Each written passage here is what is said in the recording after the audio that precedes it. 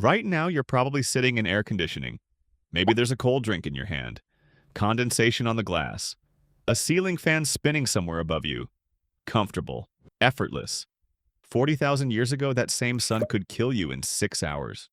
No water, no shade, and the ground itself became the enemy. You think of heat as an inconvenience, something you complain about, then escape with the press of a button. But for the humans who came before you, heat wasn't discomfort. It was a predator with no face and no mercy. Here's what nobody mentions about surviving the deadliest heat on Earth. Picture the open savanna at midday. The air shimmers.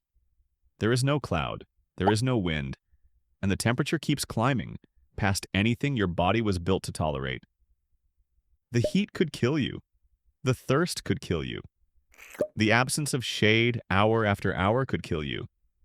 And when the sun finally dropped, the things that hunted in the cool of the dark could kill you too. 4 threats, all at once, all patient.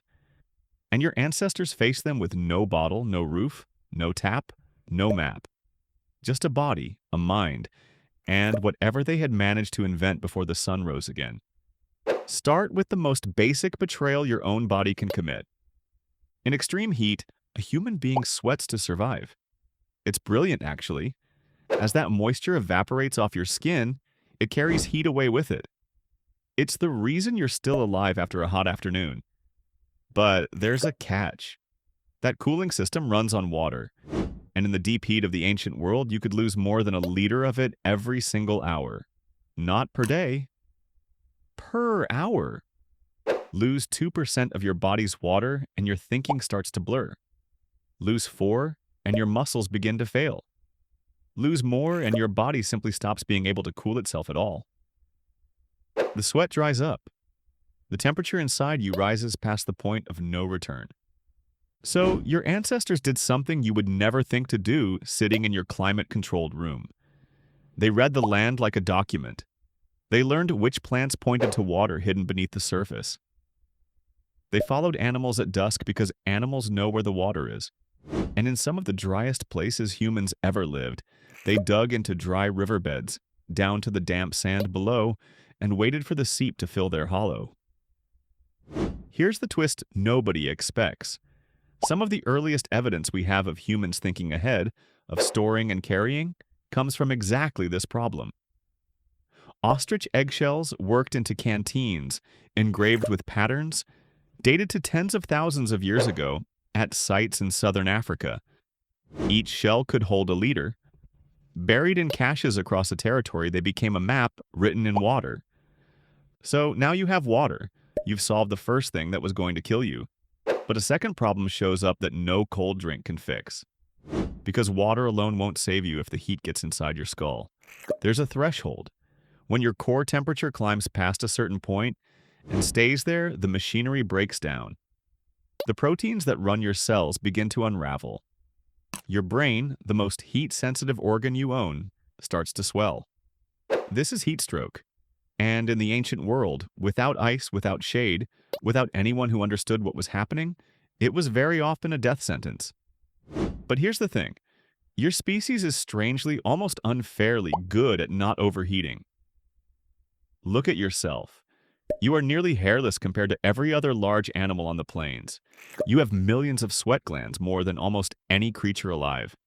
Researchers who study human movement have argued that the human body was quite literally shaped by heat, that we became long-limbed, upright, and sweat-drenched precisely so we could stay active under a sun that forced other animals into the shade. And that gave your ancestors a weapon nobody expected. While the antelope had to stop and pant in whatever thin shadow it could find, the human could keep going. Slowly, relentlessly, through the worst of the heat. But surviving the sun still meant respecting it. So they moved in the cool blue of early morning and the fading light of dusk. They rested through the killing hours. They built shelters not against cold but against light itself, layering branches and hides to carve out a pocket of shade where none existed. Shade in that world wasn't comfort. Shade was a resource you had to manufacture, defend, and return to before your own brain began to cook. So now you're cooled. You've beaten the sun for one more day, but the land has been drying out around you the whole time, and a third problem is already waiting, because finding water once is not the same as finding it tomorrow. In the great dry seasons, the rivers your ancestors relied on shrank to strings of muddy pools and then to nothing. The water holes that had fed a whole community turned to cracked clay, and a group that couldn't find the next source didn't just suffer, it disappeared. So here's the real question. How do you survive a landscape that is actively trying to run out on you? The answer wasn't strength. It was memory, and it was people. Your ancestors carried inside their heads a map that stretched for hundreds of kilometers, remembering not just where the water was, but when. Which spring ran in the dry months? Which pool was poisoned by dead animals? Which route between them could be walked before the body gave out? And when their own territory failed, they didn't die politely in place. They reached out. Anthropologists who studied living hunter-gatherer societies documented vast networks of relationships stretching across the desert, gift exchanges, and shared obligations that meant a family driven off their own dry land could walk into a neighbor's country and be given water and welcome. Those networks were not sentiment. They were survival insurance, written in friendship, paid out in drought. Here's what nobody mentions about the deadliest heat on Earth. The thing that saved your ancestors from thirst wasn't a tool at all. It was each other. The human who tried to hoard, to go it alone, died alone. The ones who built bonds across the dry distances lived to pass those bonds down to you. So now you have water, shade, and allies. You've survived the day in a landscape built to kill you. And then the sun goes down, and the final threat comes awake. Because in the deep heat, the most dangerous hunters don't work the daylight. They wait for it to end. The big cats of the ancient world were not fools. They rested through the punishing afternoon, just as your ancestors did. But when the temperature dropped and the humans grew tired from a day of surviving the sun, the predators woke into their advantage. They see in the dark far better than you ever could. And the cool of the night, that blessed relief your ancestors had prayed for all day, was also the hour they became prey. So your ancestors turned the one thing that had been trying to kill them into their shield. They took heat, they took light, and they made fire their border against the dark. A ring of fire did more than warm bodies that, after the brutal day, actually needed the cooling more than the heat. It pushed the darkness back. It hid the sleeping group behind a wall of light and smoke that the sharpest night eyes could not see past. And it demanded something new. Someone had to stay awake. Someone had to feed the flames and watch the black edge of the world while the others slept. Here's the twist. That simple act, taking turns to keep the fire and keep the watch, may be one of the oldest forms of trust your species ever practiced. You handed your life to the person on watch, and they handed theirs to you at dawn. Survival in the heat wasn't just about beating the sun. It was about learning to sleep defenseless because you believed someone had your back. So look at yourself again. The air conditioning, the cold drink sweating in your hand, the roof that keeps the sun out and the walls that keep the night out, and the tap that will never in your whole life run dry. You will never dig into a riverbed and pray for damp sand.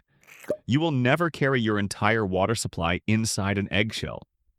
You will never stay awake at the edge of the firelight, watching the dark for eyes. And yet, something of all that is still inside you. The reason you drift toward shade on a hot day without thinking. The reason a cold drink feels like more than a drink. The reason you still, some ancient part of you, feel safer near a fire and safer near people you trust. Your ancestors survived the deadliest heat on Earth not because they were stronger than it. They survived because they remembered, and they shared, and they watched over each other in the dark. That is the inheritance you're sitting inside right now, comfortable and cool and completely unaware. The sun that could have killed you in 6 hours is still up there. The only thing that changed is you finally forgot how close it came.